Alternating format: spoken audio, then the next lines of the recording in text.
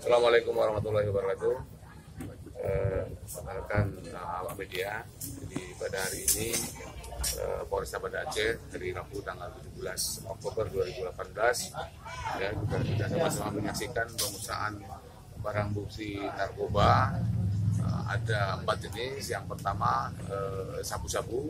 Sabu-sabu ini ada kurang lebih jumlahnya 2,693,69 gram.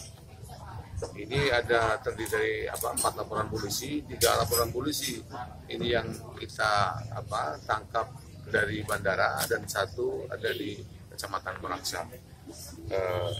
Di dalam tahap ini kita sudah melakukan pemeriksaan terhadap 3 barang bukti ini kita musnahkan.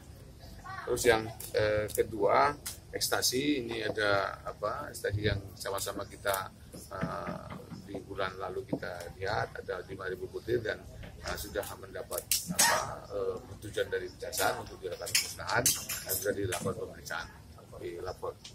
Ini ekstasi. Terus yang ketiga, ganja. Ganja ini merupakan temuan di periode 2 tahun ke belakang ini.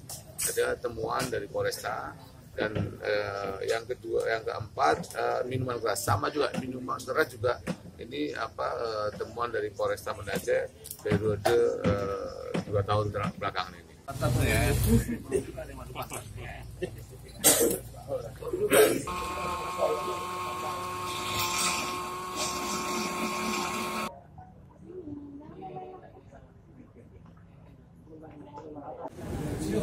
Randy.